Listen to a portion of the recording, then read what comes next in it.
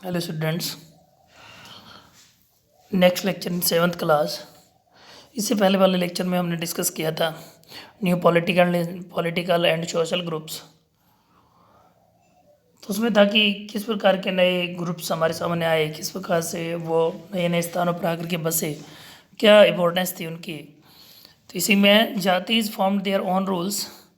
कहते जो जातियाँ थी,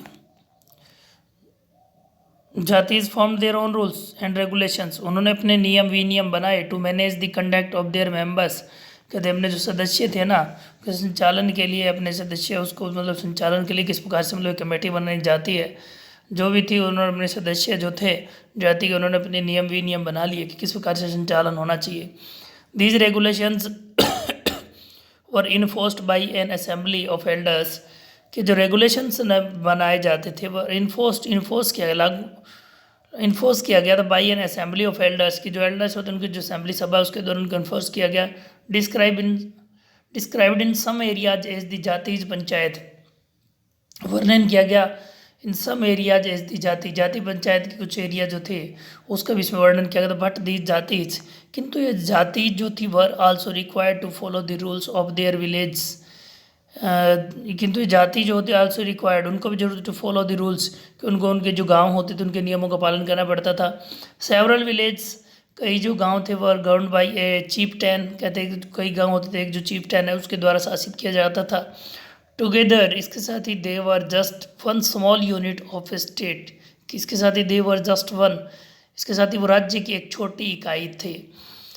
इसके बाद रीजन एंड एम्पायर, कहते क्षेत्र और साम्राज्य। Large states like those of the Cholas,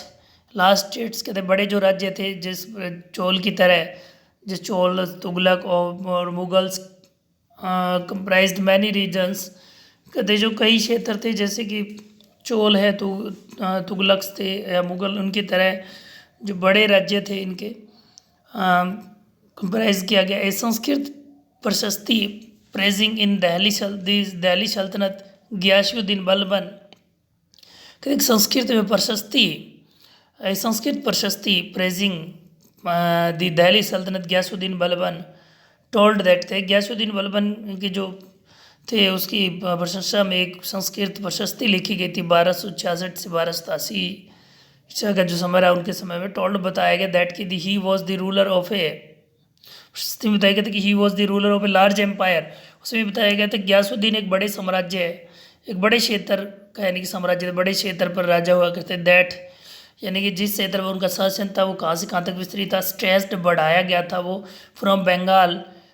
in the east, पूर्व में बंगाल तक,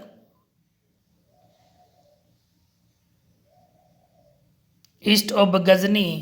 इन अफगानिस्तान में गजनी तक, इन दी वेस्ट पश्चिम में यानी अफगानिस्तान जो गजनी है उस तक बढ़ाया गया था। एंड इंक्लूडेड द एम्पायर, इसके साथ ही इसमें जो साम्राज्य शामिल था, एंटायर साउथ इंडिया, पूर्ण जो दक्षिण भारत भी इसमें शामिल था। पीपल ऑफ डिफरेंट रीजन्स, गोदा आंध्रा, कहते हैं जो विभिन्न क्षेत्रों से, पीपल ऑफ डिफरेंट रीजन्स, अलग अलग क्षेत्रों जो लोग थे जैसे गोडा Andhra, Kerala, Karnataka, Maharashtra and Gujarat, apparently fled before this his आर्मीज, कि जो लोग विभिन्न क्षेत्रों से जो संबंधित थे, विभिन्न क्षेत्रों से जो लोग थे, फ्लेड गुजरात अपेरेंटली फ्लेड भाग गए, बिफोर हिज आर्मीज, कि उनकी सेना के सामने ये लोग भाग गए थे। हिस्टोरियंस, ये चले गए। Historians consider these to be ex-aggregated claims of conquest। Historians इतिहास में तो समझते हैं कि ये जो एक्स एग्रीगेटेड क्लेम्स है उसके कॉन्क्वेस्ट किया गया था। एट द सेम टाइम, उसी समय पर दे उन्होंने try to understand, at the same time they try to understand, उसी समय उन्होंने समझने का प्रयास किया या कोशिश की। Why rulers kept claiming to have control over different parts of the subcontinent, कि विभिन्न जो शासक होते हैं वो उस उपमहाद्वीप के विभिन्न जो क्षेत्र है उस पर कंट्रोल करने के लिए क्लेमिंग क्यों करते हैं, ये क्लेम क्यों करते हैं। जो लैंग्वेज एंड रीजन, इसके बाद कहते हैं कि जो लैंग्वेज थी उस क्षेत्र की भाषाएं, विभिन्न क्षेत्र और भाषा। इन 1318 के 1318 ईसा में दी पोइट अमीर खुसरो जो कवि हुए थे, noticed that there was a different language in every region of this land कि 1318 ईसा में कवि अमीर खुसरो ने ध्यान दिया कि भिन्न वॉज ए डिफरेंट लैंग्वेज की भिन्न भिन्न भाषा इन एवरी रीजन, किस क्षेत्र की, इस भूमि के प्रत्येक क्षेत्र में भिन्न भिन्न भाषा है, जैसे सिंधी, लोहा, लाहौरी, कश्मीरी, देवस, देवर समुद्री, साउथर्न कर्नाटका, और इसके बाद तेलंगानी, आंध्र प्रदेश, तेलंगानी जो है, Gujari in Gujarat, Mabari in Tamil Nadu, Gauri in Bengal, Awadhi in eastern Uttar Pradesh and Hindavi in the area around Delhi, यानी कि दिल्ली को जो आसपास का क्षेत्र है वहाँ हिंदवी भाषा बोली जाती है। तो ये उन्होंने देखा कि भिन्न भिन्न क्षेत्र है, इस भूमि के जो अलग अलग क्षेत्र है उसमें भिन्न भिन्न भाषाएं हैं, वो बोली जाती है, भिन्न भिन्न भाषाएं हैं। Amir Khusrau continue to explain that in contrast to these languages, कि अमीर खुसरो ने लगातार इन भाषाओं के इसके संदर्भ में कंट्रास्ट में भाषाओं का मतलब वर्णन किया था। देयर वो संस्कृत, वह संस्कृति which did not belong to any region, कि संस्कृत एक ऐसी भाषा थी जो किसी भी क्षेत्र संबंधित नहीं थी। It was an old language, एक प्राचीन भाषा थी। And common people do not now it, ये साधारण कहते एक प्राचीन भाषा थी, साधारण लोग इसे नहीं जानते थे। ओनली द ब्राह्मण्स डू, केवल यानी ब्राह्मण इसको जानते थे, ब्राह्मण इसके लिए कुछ कर सकते थे। बाई 700 कहते 700 से many reasons already encompass district geographical dimensions and their own language and cultural characteristics, कहते मैनी रीजन्स, कई जो क्षेत्र थे पहले से ही इनकम्पास थे डिस्ट्रिक्ट जोग्राफिकल डायमेंशन की जो भौगोलिक विस्तार था, एंड देयर ओन लैंग्वेज, कि वहाँ पर अपनी भाषा और अपनी संस्कृति की विशेषताएं थी। These they were also associated with the particular ruling dynasties, कि उनकी अपनी कोई भी मतलब भाषा नहीं होती थी जिसका लुप्त हो चुका था, डिस्टिंक्ट हो चुकी थी, विलुप्त थी, मतलब कोई जो भौगोलिक विस्तार था, ना ही तो कोई भौगोलिक विस्तार होता था उनका, ना ही अपनी भाषा होती थी, ना ही जो उनकी जो कोई सांस्कृतिक विशेषता होती थी, कि केवल देवर ऑल्सो एसोसिएटेड, वे केवल जो विद द पर्टिकुलर रूलिंग, विशेष जो रूलिंग वंश होता था, जो शासन करने वाला वंश होता था, उसी संबंधित होते थे। There was considerable conflict between these states, वहाँ उनके बीच में संघर्ष, इन राज्यों में संघर्ष भी होता रहता था, समझा जाता था, संघर्ष काफ़ी बार होता था। Occasionally dynasties like the Cholas, कई अवसर पर जैसे वंश रहे हैं जिस Chola, Khilji, Tughlaqs and Mughals were able to form an empire, कि ऐसे वंश रहे हैं जो अपने साम्राज्य, अपना शासन करने के योग्य हो गए थे। That was pan regional spanning diverse regions,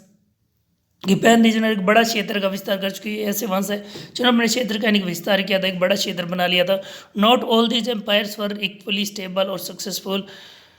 ये सभी जो शासक हैं वे समान रूप से सफल नहीं हुए थे या सफलता नहीं मिली थी इनको। When the Mughal empire decline in the 18th century, 18वीं सदी में जब मुगल शासन का पतन हुआ, it resulted into the re-emergence of regional states, इसके परिणाम स्वरूप जो क्षेत्रीय राज्य है उनका उदय हुआ। But years of imperial pan regional rule had altered the character of the regions, but years of the imperial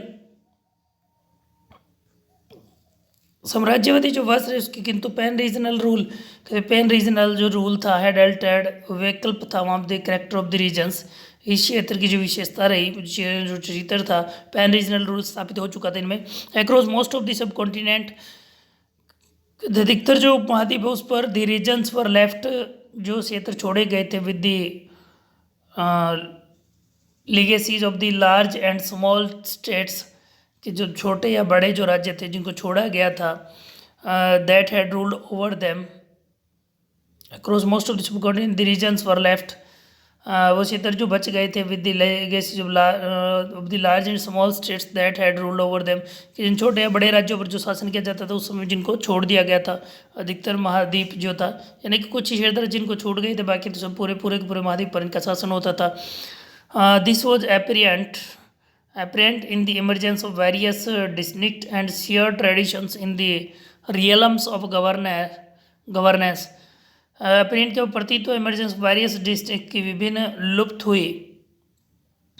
जो शेयर्ड ट्रेडिशन परंपरा थी गवर्नेंस की, वो जो लुप्त हो चुकी थी, वो प्रतीत होती थी। In the management of the economy, अर्थव्यवस्था के प्रबंधन में, इलाइट कल्चर्स, ये जो संस्कृति होती थी, एंड इन द लैंग्वेज, यानी कि भाषा जो थी, जो विविधताएं जो दिखाई देती, जो परंपरा थी, वो भी धीरे धीरे लुप्त हो चुकी थी। Through the thousands years between, अब हजारों वर्षों के बीच में 700 ईसा से लेकर के 1750 ईसा के बीच में, the character of the various regions, कि विभिन्न क्षेत्रों की जो विशेषता रही है, did not grow in isolation, कि वो केवल एकाकी रूप से विकास नहीं हुआ था, उनका ये उदय नहीं हुआ था। These regions felt the impact of larger pan regional forces of integration, कि ये जो क्षेत्र थे वो महसूस करते थे the impact of larger pan regional forces, कि जो बड़े क्षेत्रीय प्रभाव था उसको वो महसूस करते थे, इंटीग्रेशन को, without ever significantly losing their distinctiveness. These regions felt the impact of larger pan-regional forces of integration without ever significant losing their distinctiveness, कि अपनी विलुप्तता खोए बगैर ही महत्वपूर्ण तरीके से वो जो एकाकी जो क्षेत्र था, उसका जो बड़ा क्षेत्र है, उसका प्रभाव है, उसको महसूस करते थे। वो नहीं चाहते थे कि अपनी जो पहचान है उसको खो दे। थैंक्स। उस लेक्चर में कुछ क्वेश्चन है। एक तो कॉलोनाइजेशन क्या है, ये क्वेश्चन आपको सॉल्व करने हैं। हाँ, व्हाट इज़ कॉलोनाइजेशन, या कॉलोनी क्या होती है, ठीक है। इसके बाद एडमिनिस्ट्रेटिव सिस्टम क्या होता था, डायरेक्ट इनडायरेक्ट क्या सिस्टम होता था वहाँ पर,